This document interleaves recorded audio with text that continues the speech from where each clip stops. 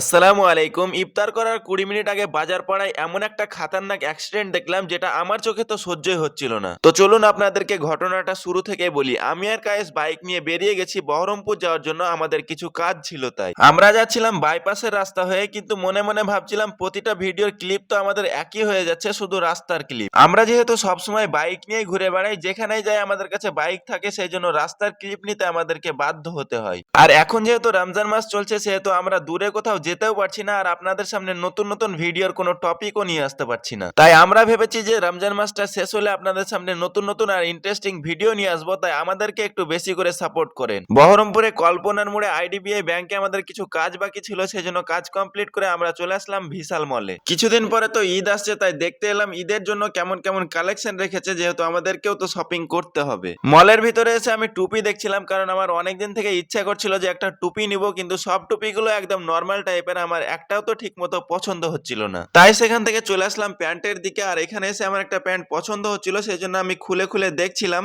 সত্যি বলতে প্যান্টটা আমার অনেক পছন্দ হচ্ছিল, আর কায়েসকে বলছিলাম যে এখনই নিয়ে নিই, কিন্তু কায়েস বলল যে এখন নিস না, কারণ নিয়ে নিলে বিল কাউন্টারে অনেকক্ষণ লাইনে দাঁড়াতে হবে, আর রোজা রেখে তো লাইনে দাঁড়াতে ইচ্ছা করছে না। তাই আমি কায়েসকে বললাম যে ঠিক আছে, তাহলে একদিন ইফতার করে আসবো আর শপিং করব। এখন থেকে আমাদেরকে শপিং করতে শুরু করে দিতে হবে, কারণ আমরা ঈদের কয়েকদিন আগে শপিং করি, তখন আমাদের ড্রেসগুলো ঠিকঠাক পছন্দ হয় না, আর সেগুলোই নিতে আমাদেরকে বাধ্য হতে হয়। তো যাই হোক, আজকে তো কোনো শপিং করব না, কিন্তু মলের ভিতরটা একটু ঘুরে ঘুরে দেখছিলাম, আর দেখতে পেলাম এখানে ঈদের জন্য কিন্তু অনেক ধরনের কালেকশন রেখেছে, যেগুলো তো সবকিছুই পছন্দ হচ্ছিল। আগেও বিশাল মলে এসেছি, দেখেছি একটু ফাঁকা ফাঁকা থাকে, কিন্তু এখন দেখলাম এক জায়গাও ফাঁকা নাই, একদম পুরো মালে ভর্তি। তো আমরা এখন বিশাল মল থেকে বেরিয়ে গেলাম, আর আপনারা যারা যারা শপিং করতে চান এখন থেকেই শুরু করে দিন, কারণ এখন প্রতিটা মলে প্রচুর পরিমাণে ড্রেসের কালেকশন রেখেছে, আর এখনই প্রত্যেকটা মলে কিন্তু ঠিকঠাক ভাবে পছন্দ হবে। তারপরে আমরা এসেছিলাম মোহন মলে, আর আমরা সেখানে বেশিক্ষণ থাকলাম না, কারণ আমাদেরকে বাড়ি গিয়ে আবার ইফতার করতে হবে। বাজারপাড়া দিয়ে বাড়ি যাচ্ছিলাম, আর প্রীতম সুইটস হলো আমাদের কাছে একদম ফেমাস মিষ্টির দোকান, তাই ভাবলাম যে এখান থেকে কিছু নিয়ে যাই ইফতারের জন্য। কায়েস 10টা মতো সিঙ্গাড়া নিল, আর আমার মিষ্টি খেতেও ইচ্ছা করছিল, সেই জন্য আমি সিঙ্গাড়ার সঙ্গে কয়েকটা মিষ্টিও নিয়ে নিলাম।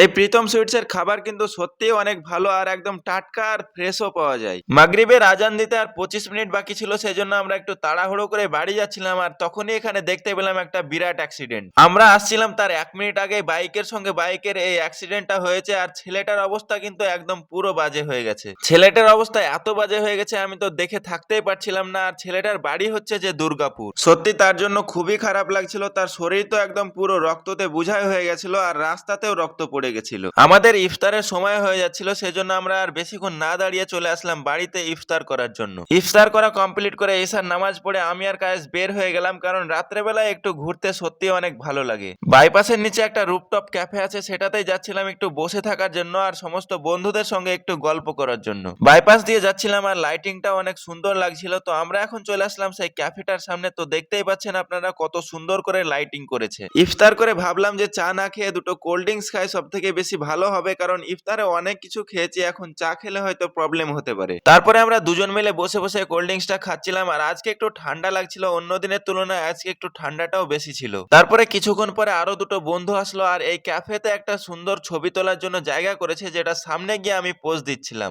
আরো সব বন্ধুগুলো ফটো তোলাতুলি করছিল, আর আমি তো ভিডিওর ক্লিপগুলো খুব সুন্দরভাবে নিচ্ছিলাম। আগেও আমি এই ক্যাফেতে এসেছি, তো ভিডিও করা হয়নি। তো যাই হোক, আমরা ফটো তুলে এসে দেখলাম আমাদের টেবিলে তো চা দিয়ে চলে গেছে। তারপরে আমরা সবাই মিলে চা খাচ্ছিলাম আর গল্প করছিলাম। তো আজকের ব্লগটি এতদূর পর্যন্তই, দেখা হচ্ছে আবার নেক্সট ভিডিওতে। Tata, bye bye.